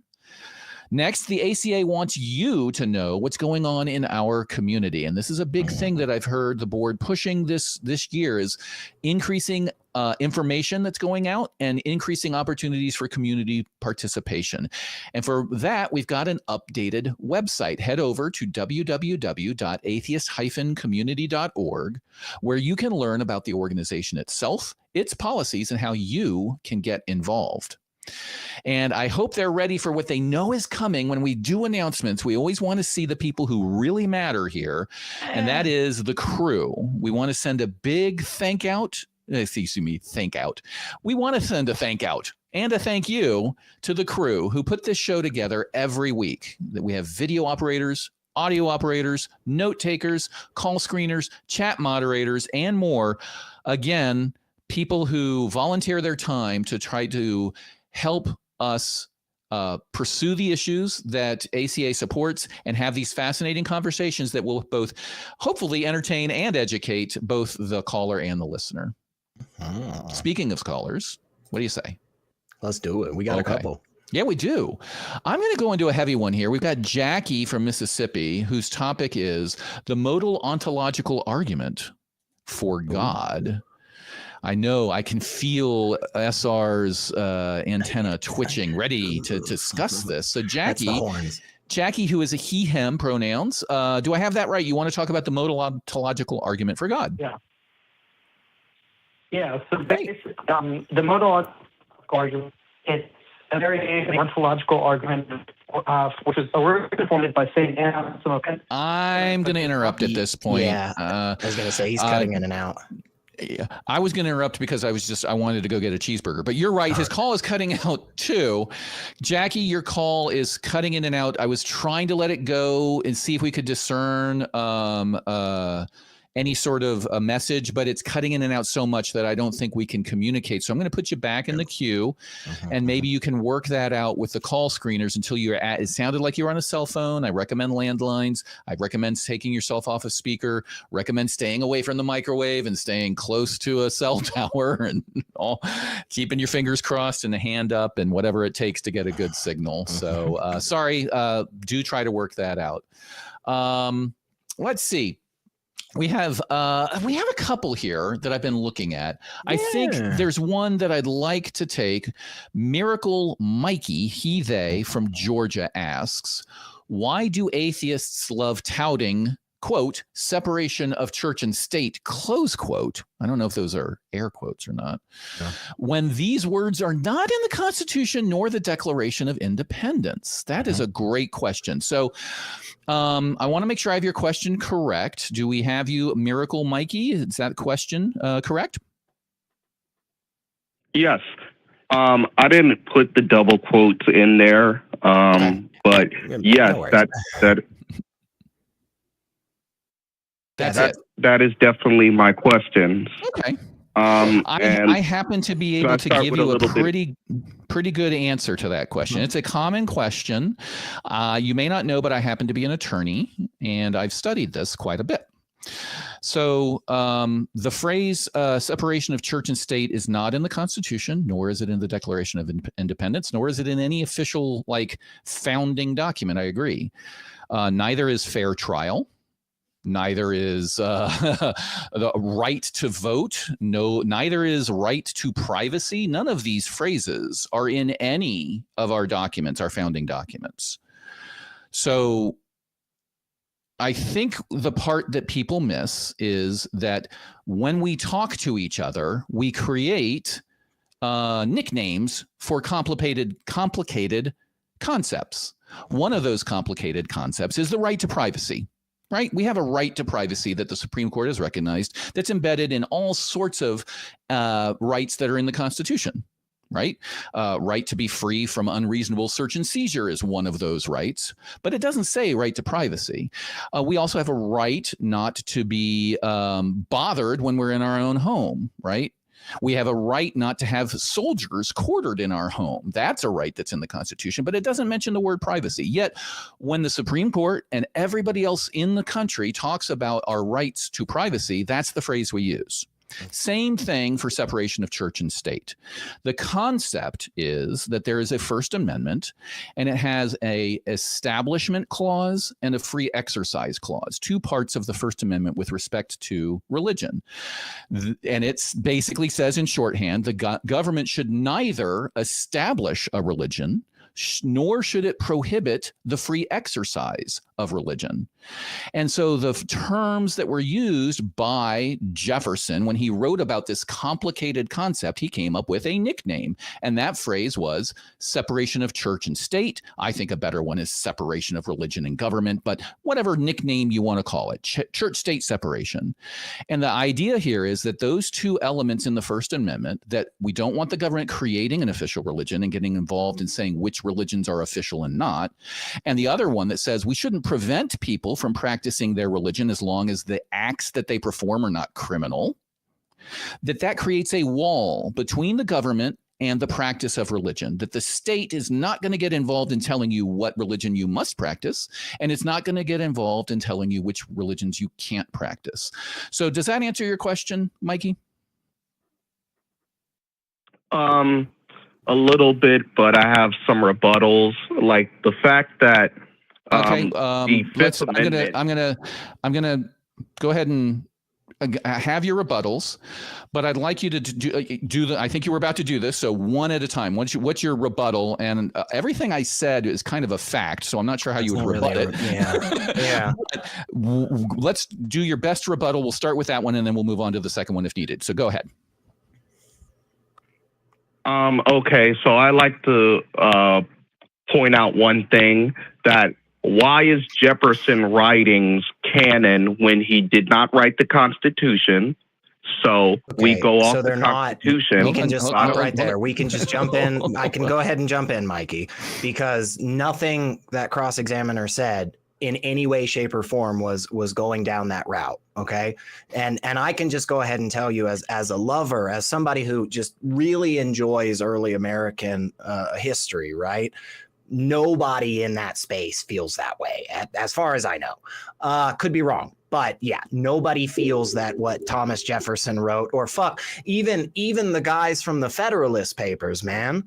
Nobody says that stuff is just like, frickin' holy or anything. What they do say, though, is that it gives a fairly robust and clear indication of what those individuals were trying to do and say when they wrote these things down so many years ago. So we've got a lot of documentation from these individuals that makes it really, really obvious they didn't like the idea of the government telling people what to believe or what not to believe. And one of these instances happens right at the beginning of the founding of this country, where, like, up in Massachusetts, or maybe it was in Connecticut, right? The Danbury, it was in Connecticut. Anyway, it doesn't matter. There are these two religious groups yelling at each other, hating on each other. And Jefferson is very clear. And he's like, whoa, hold up. You can't do that from a governmental capacity. That's not okay. So it's not that anybody takes this stuff as like canon. It's just, it's really obvious what they were thinking based on what they wrote. And that's why we go to this stuff. Yeah, is that fair? I think to clarify my statement, what I said was Jefferson came up with this nickname that we use. Right. It was a good so term. It's not canon. It's somebody had a good idea on a short way to say, we've got an establishment clause, we've got a free exercise clause, and that sort of creates this this protection of for people against a tyrannical religious government. He came up with a nice sort of metaphor and we use it, but that doesn't mean that there is a law. There's no Supreme Court case in existence that says we have this dispute between a government agency and a private individual because Jefferson said separation of church and state, the government wins. That's not happening if that is what your argument is. So what is your next best counter argument or rebuttal, Mikey? Or first I should say, does that make sense to you? It's just a nickname that I cited. Well, I wouldn't say it's a nickname, more like he's the one who created the phrase. So it's canon with him. I wouldn't call like the idea of separation of church. So the meaning of the word canon is. So, I don't think you have any idea what that word means. Yeah, I was going to ask him that. Could you please define what you think canon means? Because when I hear canon, there's two interpretations. And I was assuming a sort of a legal, it's an authoritative source type of canon, but maybe you just mean it's canon in the realm of Harry Potter fan fiction, right? So what does canon mean to you? Because that's not a legal term. Well, it's certainly not a legal term, but I'm not a lawyer. But I would say that canon is a set value of doctrines by a particular person. Okay, but they have no authority over anybody, right? Courts are not going to cite a Jefferson canon and say, because of this, this controls the outcome of this case, right? They cite actual laws, right? And they use the statutes. Okay, and the Constitution is a giant statute. Can you cite Go ahead. Can you cite an early law? Hold on. Could you cite an early law in the let's say post-American Revolution period that states the separation of church and state? Congress shall make no law respecting an establishment of religion. I think he's talking pre-Constitution, right? You're talking pre-Constitution? Pre-Constitution, post-Revolution. Is that what you're talking about? Okay. So in 1786, the Virginia General Assembly tried to pass a bill that would pay for the hiring of Christian teachers for public schools. Jefferson, who a year earlier or maybe 3 years earlier had introduced a bill to prevent that sort of thing, rose up along with Madison and other founding fathers pre-Constitution now, and wrote it was Madison who wrote a remonstrance and something against the bill. They got it published in the papers and called the assembly out saying, this is exactly what we shouldn't be doing. And that assembly put the bill on hold for a year so everybody could read what Jefferson wrote, the argument he was making. Again, it's not what he said goes, and this is pre-Constitution. That year, they passed Jefferson's bill from 3 years ago, which he reintroduced a year later after the argument had been played out, that explicitly, and it was called Thomas Jefferson's, what was it called? The Virginia Statute for Religious Freedom was the name of that bill. And it explicitly outlawed the government getting involved in religion, specifically in this way and in other ways. So there is an example to you of the Virginia colony listening to Jefferson and saying, you know what, that's a good argument. We're going to make that a law. And that is pre-Constitution. Is that a good enough example for you? I mean, it was more or less have to do with the state and the a religious establishment, but I'll definitely take it. Like that's a pretty good example. I give you that. And I'm reading towards it. It's saying that no one can be forced to attend a religious worship or support a religious blah, blah, blah. No one can be harmed for their religious beliefs. Okay, so Yeah. it's laying Think about is it like all- that, Mikey. Think about it from that Go ahead, perspective. sorry. You're in Georgia right now. What if tomorrow a bunch of police officers knocked on your door and said, we got this order from the governor themselves, and you're a Christian, Mikey, and we're going to arrest you for that? Don't you think that's wrong?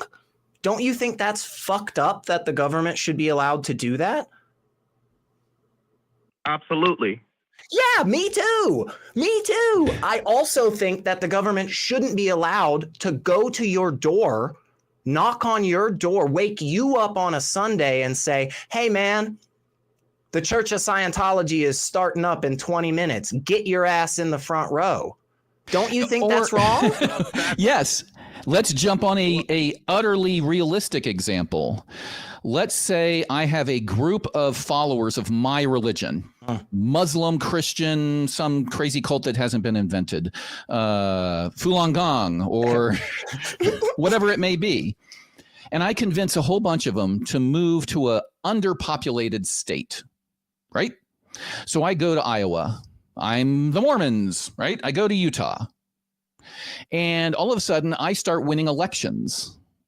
And then that government, it doesn't punish me for being not a Mormon or not a Falun Gong member, but it starts taxing me and taking the money it taxes from me and giving it to the Mormon church to run schools and to teach their philosophy, or it gives it to it was a Muslim majority that invaded the state and took it over and started passing laws where we're going to tax me and give my money to imams that are going to go out and preach about Islam.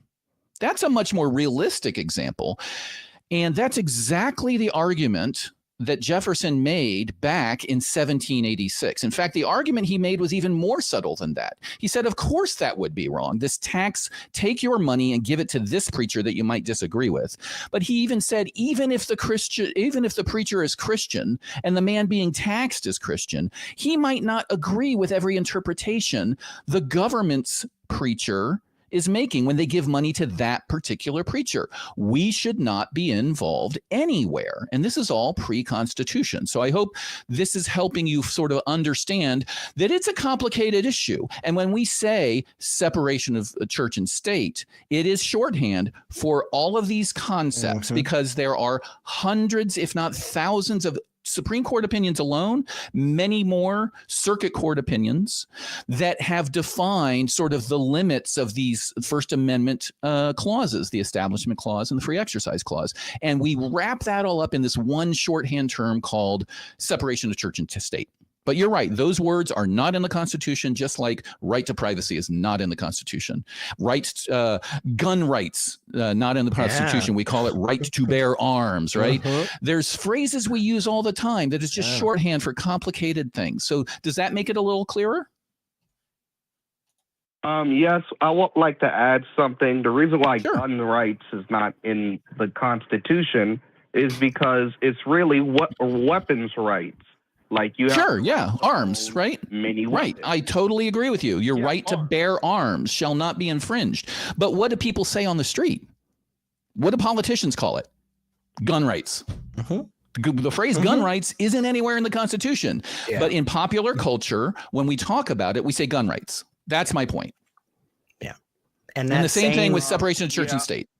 Yeah. And that same thing, the separation of church and state, that protects you, right? That protects you, Mikey, from being forced to give your money to a religious institution that you don't agree with, or that protects you from being rounded up on the streets and put in jail for what you believe or don't believe.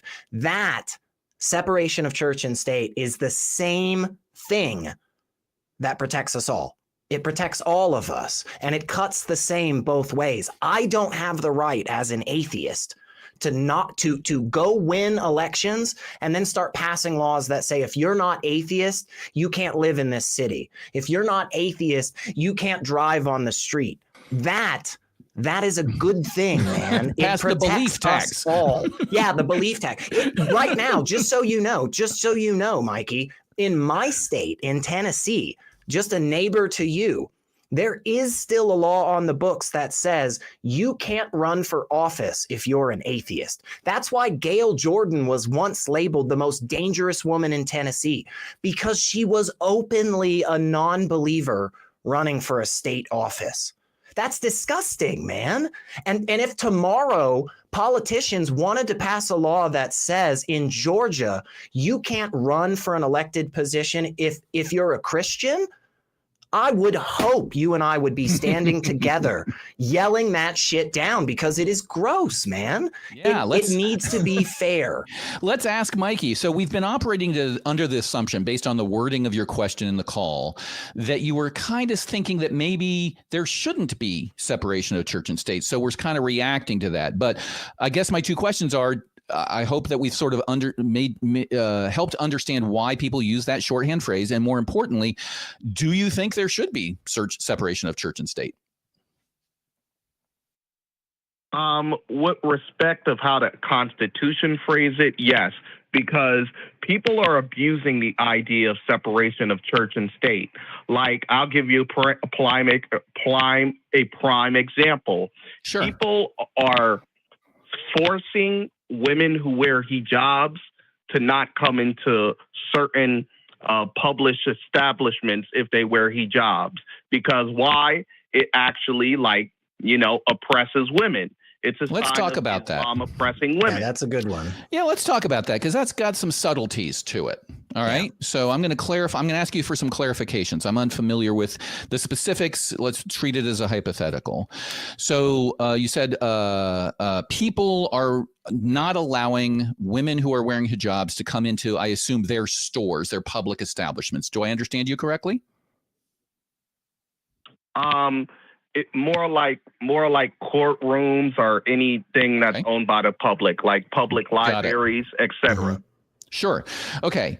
So here's what I'm going to ask you to do on this one. I'm going to ask you to go look for the rule. Okay. Not listen to the media, not look at memes on Facebook. Go look at the written rule, because I'd be willing to bet a decent amount of money, and I wouldn't bet a lot, because sometimes these podunk judges don't know what the hell they're doing, or they do it politically because they know they'll get votes, and then when it's found unconstitutional, it gets overturned. But when I hear this story, 9 out of 10 times, what is going on is there is a rule that says you cannot wear a mask or a head covering. It doesn't say hijab. It doesn't say religious. It doesn't say anything. It's the same as stores I grew up in Glen Echo, Maryland. It's kind of in Bethesda. It's about 10 minutes away from Georgetown, sort of the cheap little enclave near Georgetown in DC. And Georgetown has a massive Halloween celebration every year. Everybody goes down there. Everybody's dressed up. And every single sign on every single store usually will say, no masks in the store. And the idea is, hey, if I can't see your face, I don't want you in my store, which is my right. So that's the first level of analysis. And then we go to another level of analysis, which is, okay, does this have some sort of discriminatory effect that, oh, women who wear hijabs are going to be prevented going to the store? And is that an unconstitutional effect, which is something that we can definitely talk about in research, and it's a case-by-case basis. But I that's what I wanted to sort of warn about, is typically these stories will come up. It's the same thing as people saying courts are enforcing Sharia law. And when you investigate what's happening is there was a contract that SR and I had a contract. And in the contract, we say, if there is a dispute, we will settle this according to Sharia law. And then we don't settle it according to Sharia law. So we go to court to get the contract enforced, which is what it's contract law. And the judge goes, it says here in the contract that you agreed that if this happened, we would follow Sharia law. So that's what you need to do. I'm going to make you do it. So there's always another level to the story other than what you hear in the memes and news and that sort of stuff. So as regards the hijab thing, I would encourage you to research and see, is it a head covering? Is it a mask? Is it a obscuring? That's what I'm willing to say that it is. What do you think about that, Mikey? I mean, I have. In Georgia, we originally had a law back in 1951 that was targeted towards the Ku Klux Klan. You couldn't wear anything that covers your face. But now it's being enforced against Muslim women. And this is happening all throughout the world. So I'm asking. So what's your problem? What's your problem with that? Let's back up. What's your problem with it being enforced against Muslim women? Because there's two potential problems. One is that it's being enforced exclusively against Muslim women and not being enforced against other offenders of that rule. So that would be one case. Or it's being enforced against everybody and Muslim women don't like it. Which are we talking about? I would say maybe a little bit of both.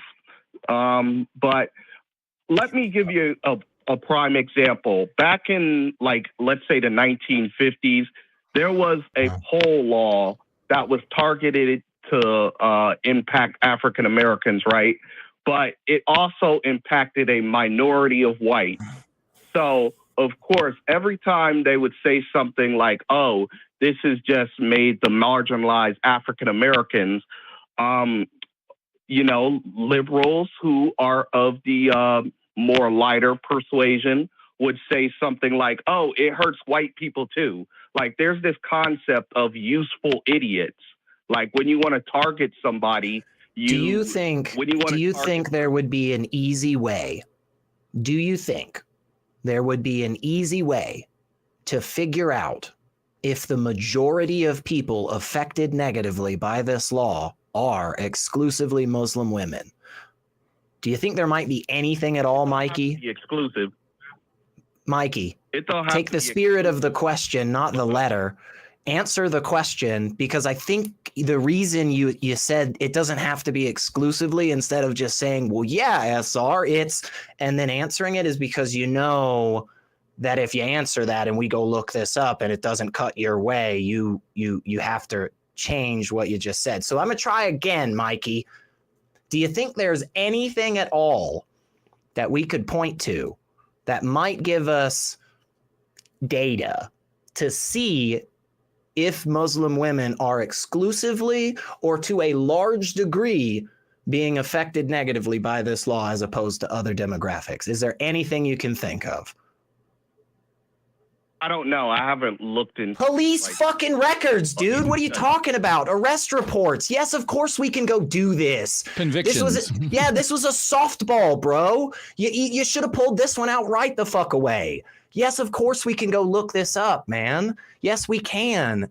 And if it turns out, for instance, let's say after this, Cross-Examiner and I, we go look it up and we go look up this exact law in Georgia that you said was from 1950. So it's kind of weird that you brought it up to say that, like, people nowadays are going rampant with this separation of church and state thing, but whatever, just move past that. So if Cross and I go look this up afterwards, and it comes to find out that, oh my God, 95% of the people that are even cited under this law, let alone arrested and convicted, like 95% of them are Muslim women. That would be overwhelming support, I think, for both myself and CE to go, oh yeah, man, this does actually have some kind of like maybe bigoted or racist kind of connotations at least to it. potentially, right? At least potentially, something right? worth looking into. What we call disparate impact, right? It's got a however, disparate impact on a group that is based on a protected class, religion, exactly, a sexual orientation, race, and that would be. Yeah, this would exactly. be that. So but it'd be worth looking into. But it might still be constitutional. The Supreme Court has held that your free exercise of your religion ends with behavior, where you start behaving a certain way. Any physical act you take, the state can regulate. Yes. So, for example, there was the religious folks in, I think it was in New York, who wanted to, who are the Watchtower people? JWs? The Jehovah's Witnesses, I believe, were having their children distribute literature. And they do that to this day. And one town made a law that said, it was a child labor law that said no children can work after some time of day, basically trying to, because these people were having their kids do this all day long. And they sued saying, hey, you're infringing upon my religious rights. And the court said, and this is a very old case, said, no.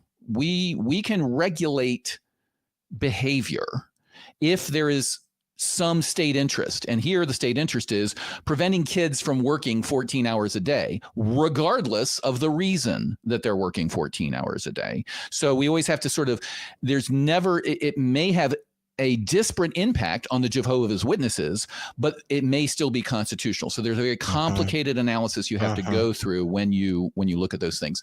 I want to hear from Mike. We've been talking for a bit. Is this helping the understanding? I did look up the code, the Georgia code about this law, and I can read it to you, and it doesn't say what we've been talking about. So I've got that to say. But before then, let's say, what do you think so far? Are we sort of in agreement here that, laws that have a disparate impact on somebody based on a protected class division, race, color, sexual orientation, religion, that those should be investigated and possibly done away with? Do we agree? Oh, most definitely. And I want to talk about the Supreme Court. You talked about, One second. I'm going to let you talk about the Supreme Court. Hold on 1 second. I do want to set the record straight about the law, though. Okay, so we're talking about Georgia Code Section 161138. I'm going to read it to you real quickly. A person is guilty of a misdemeanor when he or she, 1, wears a mask, hood, device by which any portion of his face is so hidden, concealed, or covered as to conceal their identity. So that's 1. 2, is upon any public way or public property, i.e. not in the safe way, the private property of another or the private property of another without the written permission of the owner to be of such property to do so. And 3, intends to conceal his or her identity. And there's what they call the mens rea, the intent element of this crime. Not only must you conceal your identity, you must intend to conceal your identity. And to be convicted of this, the prosecutor must prove beyond a reasonable doubt that you intended, the purpose for concealing your identity was to in fact conceal your identity.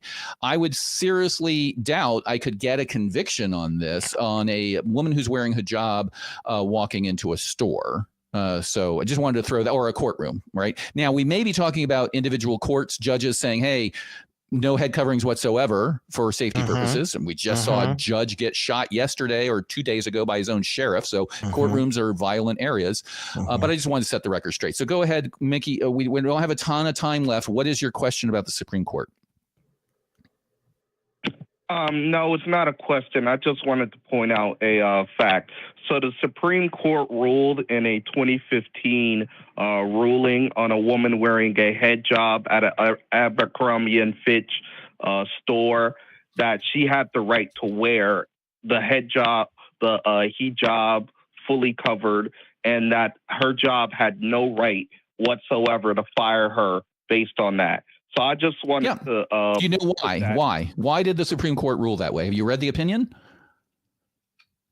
No, you can read it for me. My phone's not the guy. Yeah. Okay, so I'll recommend you actually Google that and go read it. Reading Supreme Court opinions are actually kind of cool because they don't speak in the old legal way of all the whys and therefores and the party of the first part and X whatever I said earlier, post hoc ergo propter hoc and all of that stuff. They speak in plain language these days, and you can actually read their arguments. I have not read that opinion. I remember the opinion, but it was an employment issue, right? It was not a constitutional issue. It was basically saying, you are affecting my ability to practice my religion. Do you have a good reason to do so? And if they didn't, then they can't really do that as an employer because that's discriminatory. You're making me do this when other people don't have to. If it was they were claiming sanitary issues, you need to wear a hairnet. Well, I'm pretty sure a hijab accomplishes the task, right? What about Sikhs who have head coverings? What about male versus female? It could have been genderist. Who knows, right? So I encourage you to go read that opinion. And figure out what their arguments were. And here's my pro tip. Here's a pro tip on the best way to read Supreme Court opinions. Read the dissents first, because they are going to make a lot of really good points. And you're going to read the dissent and you're going to think, oh, yeah, I agree with these guys. And then you're going to go read the majority opinion, and then you might be swayed and go, oh, I didn't realize all this stuff. I agree with the majority. But what you will learn is, a lot of these are not as close or not as easy as they seem. They do handle a lot of close cases. So I want to thank you for your call, Mikey. We spent a lot of time there. I hope that you learned a little bit, especially about the separation of church and state. I remember Michelle Bachmann going in front of a group of law students when she was, what was she running? Was she in a primary for president, or she was with somebody's VP? And she said in a group of law students, she gave some speech and she said, after all, the phrase separation of church and state isn't even in the Constitution. And the entire group of law students just started laughing at her during this press event. And it was precious. So. Good, simpler times, my friend. Indeed. Yes. Yeah. And I know we already let you go, Mikey, but I'll throw this out there. My two things, other than which I, by the way, totally agree with you, Cross. Like, everybody should be reading all of the opinions coming out of the Supreme Court because they're just super fun to read through, honestly. But I would also say, Mikey, to you and anybody else that kind of feels like they're in Mikey's camp. Okay, here's a couple of things. Do some homework. Take some time.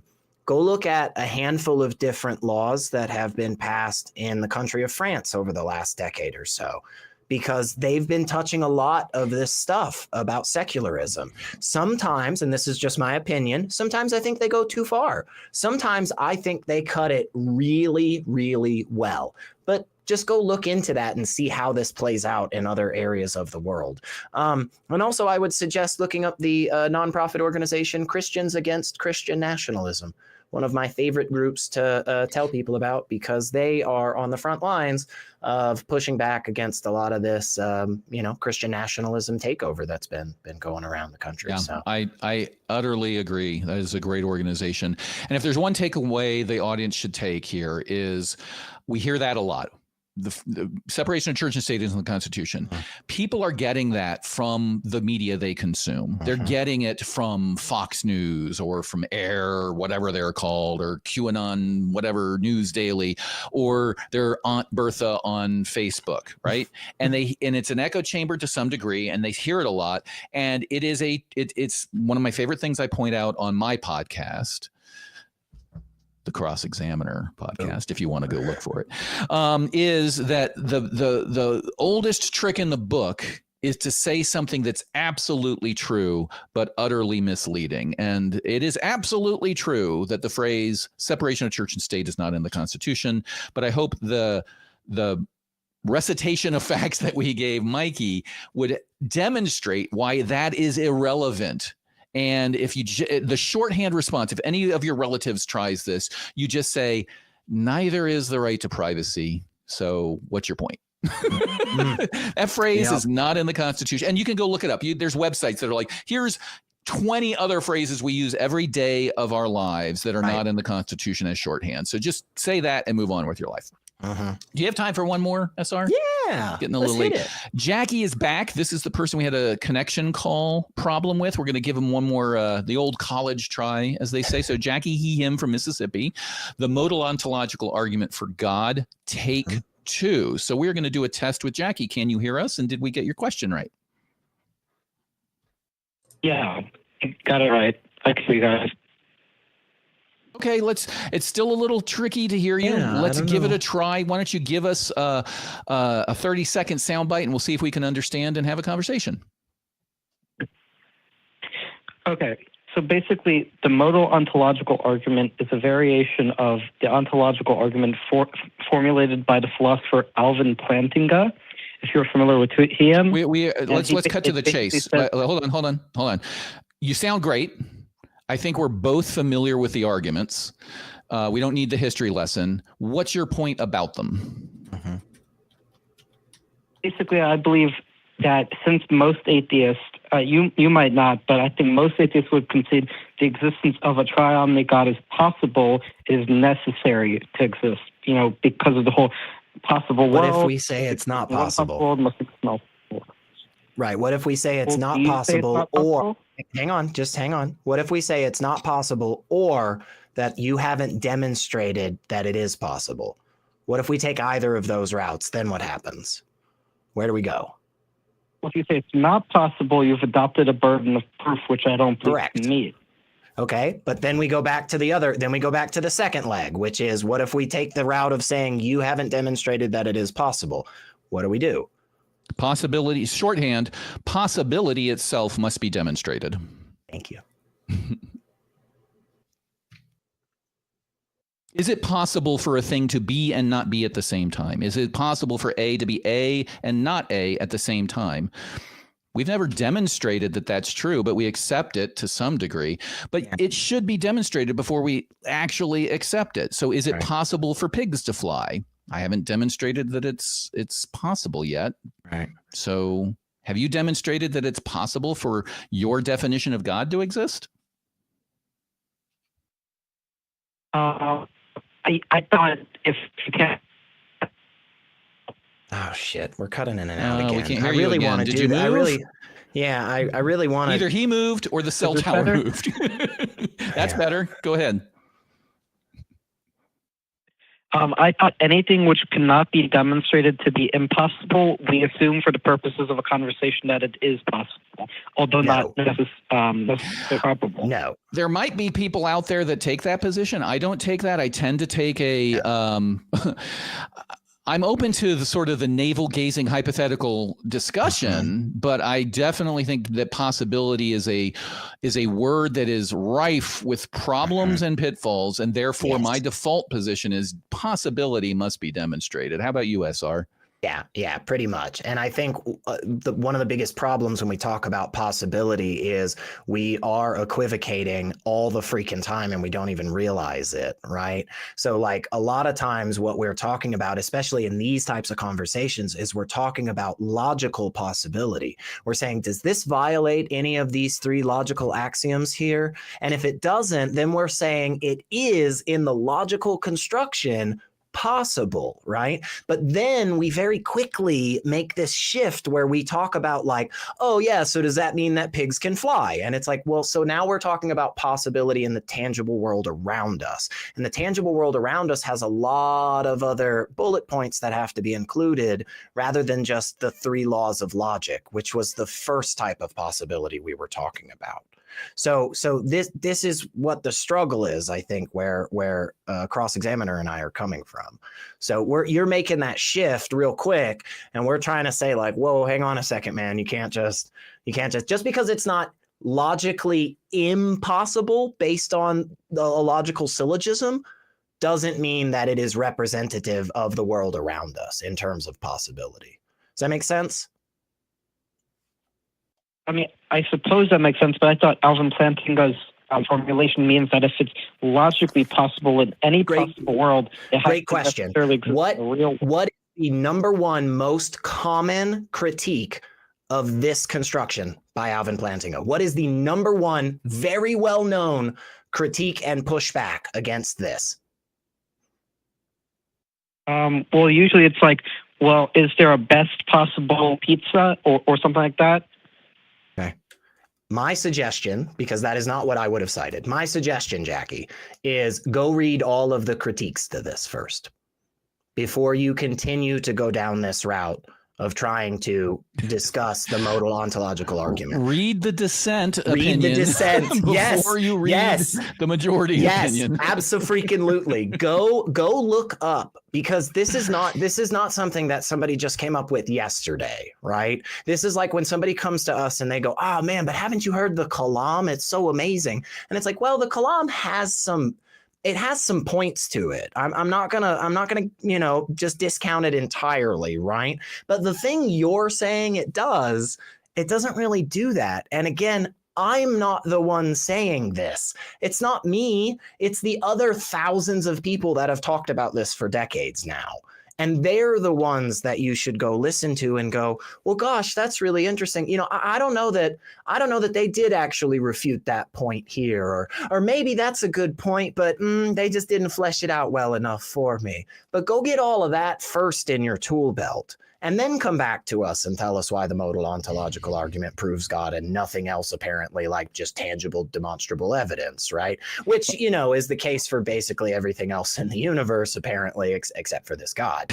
So, like, we can get to that later, but go have in your tool belt, just honestly, for your own personal gratification and education, man. Just build yourself up more and make this argument even stronger by really knowing what the other side is going to say. Because again, like, we just started out by just going, yeah, but what if we just don't say you've demonstrated the possibility? And already it's just like, oh, cool, we don't have anywhere to go in this argument. And like, that's the baby step, man. That is the baby step on this one. Yeah, and I can't agree anymore. As I said to the last caller, read the dissent before you read the majority. It's the same concept. You should know the problems before you you can be satisfied that the majority or the author that you're reading has overcome those problems. And so Alvin Plantinga is not the first person to bring this up. It dates back to the ancient Greeks. It's been discussed for eons. It is definitely something that people find interesting, but it has its problems, like everything does. If it didn't, we would probably be all theists. If it didn't, somebody would have won a Nobel Prize and we wouldn't be having this call, right? Right. But if along the way, when you're doing your research, you do find the best of all possible pizzas, please let us know, because that is the most important. And does it have pineapple on implication? No. What are your thoughts there? I like to keep it light sometimes, Jackie. What are your thoughts about what SR said there? Is that a good idea to go read the objections and really try to understand them and then see how Plantinga tries to defeat them? Yeah, I mean, I haven't, to be honest, I haven't looked too much into the objections. I have read the basic one of the objections, which is the idea that you can replace God with any other entity, but if there are other arguments that I don't know about, I should probably consider them. Yeah, and Jackie, and I don't want it to sound like I'm beating you down or harping on you or anything, because this is great. This is exactly this. I mean, this is beautiful, man. This is where we want people to be, because I can tell you the only time that I ever actually learned anything in my life was that moment when I went, oh wait, yeah, no, I don't know what other people say about this. Oh shit, man, let me go look. Let me go check it out and see, you know what, maybe there actually is something to this whole soul thing, I don't know. What do people say against it? What do people say for it? I just don't know. That's awesome, dude. And come back to us. Go read I think next week is J Mike and I. Go read a little, take a few days, chill a little. I don't know if I'm not going to suggest you do it. Do whatever relaxes you is what I'm going to say here. Do whatever relaxes you, because that's legally acceptable for me to say. Read, have fun, and come back. Give us a call next Sunday, and let's talk about this some more, man, because this is a fascinating subject. Yeah, I want to applaud you, Jackie. I'm going to give you the best caller of the day award because of your your straightforward discussion. You answered questions, you asked questions, you proposed alternative takes. It was great. And even if you come up with a different conclusion, we can come back to it later and have a more interesting discussion. This is a weak area for me. I'm leaning heavily on SR here. I do know that my analysis ends with there must be a perfect pizza and possibility must be demonstrated, but that's about it. So I'd love to learn more, and maybe you can be my teacher and have a conversation with J Mike and SR, and I can listen to that and see how things are going there. What are your thoughts on that? Yeah, if you guys are really cutting short on time, we can end it here. Okay, give us a call next week. Give us a call next week, brother. I really appreciate it, Jackie. I genuinely really enjoyed talking to you, and do the reading. Call back whenever it's appropriate. J Mike and S are perfect people to talk to with this level of sincerity and interest in trying to understand an issue. They can explain what they know, and you can explain what you found out, and see if anybody's got any conclusions. So have a great one. I really appreciate the call. It was a good call, SR. I love that, man. I love that. I agree. You're totally right in your characterization of that call and Jackie in general. You know, responsive, open, sincere. And I love whenever we have an opportunity to let people know that it doesn't fucking matter. We're on this show. We're taking calls. Thousands of people going to watch this, say all kinds of things in the comments about how stupid we look or what dumb thing we said, whatever. It doesn't matter, because it is always okay. If it is true, if it is the case that you don't know, it is acceptable. It is right. It is the right thing to say, hey, man, I don't know on that one. Let me go look. That's good. We should all want more of that in our lives, damn it. Yeah, it might be, I have to think about this, but it might be the number one problem on the planet is not enough people are willing to just say, I don't know. Yeah, It can solve a lot of problems. Yeah. So thank you, SR. Really appreciate it. I think the vast majority of these calls were excellent today. Yeah, even John, who was working on his baby with body parts that can perfectly fit out of a birth canal and has a brain, therefore its intent to design, is great. And I have to actually... I'm sorry we didn't need our backup host to be our bodyguard, because he could have sprung into action, but we should probably bring him up here. Let's do it. And see what he has to say about today's callers. So hi there, Ben. How are you doing? Good. How are you guys doing? Good. Doing great. Like you said, really great calls today, honestly. The one, John, with the babies reminded me of a meme I saw recently with a king-type person with a bow and arrow firing arrows at a wall, and it has little targets, little bullseyes around them, and then you pan down and you can see there's a servant who's actually like painting a circle around it. Because it's like, well, yeah, if you just exclude the ones that you don't want, then however, they're perfect because they're perfect. You just painted the target around it. God. Yeah. Man. I think the one I was the most drawn into was the Magic Mikey, just because you could tell he so badly wanted to disagree, but he was intellectually honest enough to. When Graham explained the stuff, he was like, "Okay, but at least show me an example." And he's like, "What? I don't like the example, but that's a good example." To see someone who, like, intractably, you can tell really wants to fight it, and then still just like, "Okay, yeah, you got me." And then the last call.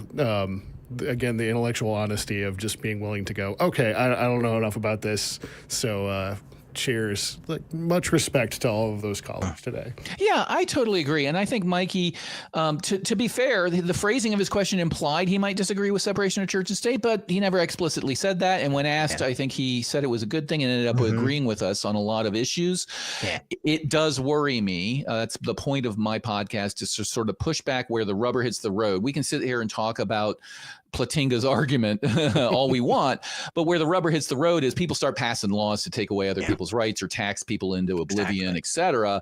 And that's where we as the ACA really have our policies and our position statements to really try to push back against any of those those horrible policies that might cause problems for people both religious and irreligious. We want to maintain that separation. So absolutely. I agree with you. That was a good call. And I do hope that Mikey calls back with even more questions, all of our callers. I do, our audience member will know that John from Canada is a long story arc here on this show. Yeah. And I, in the background, have been sitting here having these conversations like, Poe's law is hitting hard. Is this a well done troll, or is this person? And I don't want to insult him either way. Like I said, sometimes logical arguments aren't your strength. But boy, I'm starting to say I'm not sure it's sinking in at least. It's a tough one. And maybe it's a troll. I don't know. It's hard. What are your thoughts, Ben, on John? It's one of those. If they are a troll, it's still manifest what we call at least very entertaining and colorful without being insulting. A lot of the other, we'll call them character arcs that have existed on this show, oftentimes they result in epithets and name calling. And those are the ones like, okay, we can do without this, whether you're a troll or not. And at least with John, it hasn't gotten overtly insulting. And this time we got a really great laugh out of it. So... that's true. I've had a few calls. One was great. One was like he came in with I don't knows, and he was grokking all of the discussion. This one was either not getting it or not wanting to get it. I don't know. So I am going to ambush you, Ben. I got to remind everybody about the question of the week. This question of the week is: complete the following sentence. The only thing worse than being sent to hell is blank. Now, I know you were lurking. Maybe you had an idea. I don't want to put you on the spot, but the only thing worse than being sent to hell is what for you, Ben? I mean, having to live with a lot of God's believers. It's certainly the first thing that comes to mind. So the only thing worse than being sent to hell is being sent to heaven? Is that what you're saying? I was just getting to be around the ones that think they're going to heaven. That they think they're going. Yeah, absolutely. Right. All right. Well, that's our show. That is really great. Now, I have questions for SR and Ben. Ben, how can people find out more about you? Or do you have a presence online, or are you exclusively on the ACA stuff? Yeah, this is kind of my first foray into social media, really. I am part of a group called Veterans for Equality, and we have a website, veteransforequality.co. We go all across the state of Texas doing advocacy for the LGBT community and other marginalized communities. And so if you want to support that work, and we do have Facebook and Instagram and all that stuff. So if you want to find us on there, any support is always appreciated. If you're interested in volunteering, we're always looking for more volunteers. So great. And you were mentioning beforehand that you're experimenting with different types of street epistemology. I think people should follow up on that. That sounds very interesting. Yeah. We SR, you got any side projects you want to mention? I mean, I'm always running around doing something, man. Go type in secular Rarity somewhere. I'm sure you'll find something. I was hanging out not too super long ago with the homies Michael Beverly and AJ, who is actually a new host on the Nonprofits. So if you're not watching the Nonprofits, you guys, you don't know what I'm talking about, and you should be deeply ashamed and just maybe think about your life a little, or at least some choices. I'm not, you do you and all. I'm just saying it's a weird one. So yeah, go watch the Nonprofits. Yeah, 100%. They are. That's where you get the cutting edge news reactions, and that's really good because you can be like, I'm hoping, I'm not sure, but hopefully they cover the Pope saying, "Hey, doesn't matter if you're Christian." That would be great. Well, thank you guys so much for being here. I'm the Cross Examiner. You can find me at just Google the Cross Examiner podcast, and you'll find me. I am starting up season 3 of my podcast. I usually take a hiatus in the middle while I'm trying to get children off to college, and I'm tired during the summer. But I've got interviews with Freedom from Religion Foundation on Project 2025 coming up. I've got interviews with some Mormon podcasters coming up. We've got a discussion of the federal courthouse in Amarillo, Texas, and the history of all the cases it's seen and why it's the biggest threat to American separation of church and state, Mr. Mickey, that we've seen in a long time coming up. So I appreciate, as always, people letting me be here as well. So any last words from anyone? We're going to be hanging out or at least I'm going to be hanging out in Discord. Come to Discord, fools. Discord. Great way to chat. And hear what types of street epistemology Ben is experimenting with. On that note, We will say goodbye. Thank you guys so much. Great show. What will it take for you to start opening your eyes? Is experimental street epistemology where you don't ask questions. You just stand there and look at somebody until they start telling you what they believe. Well, there's kinetic street epistemology, where it's just much more lively and in your face and confrontational than. I love Anthony Magnabosco, but that model for street epistemology, it starts with the agreement of decorum and getting along, and that's not what I have always had the opportunity to engage in.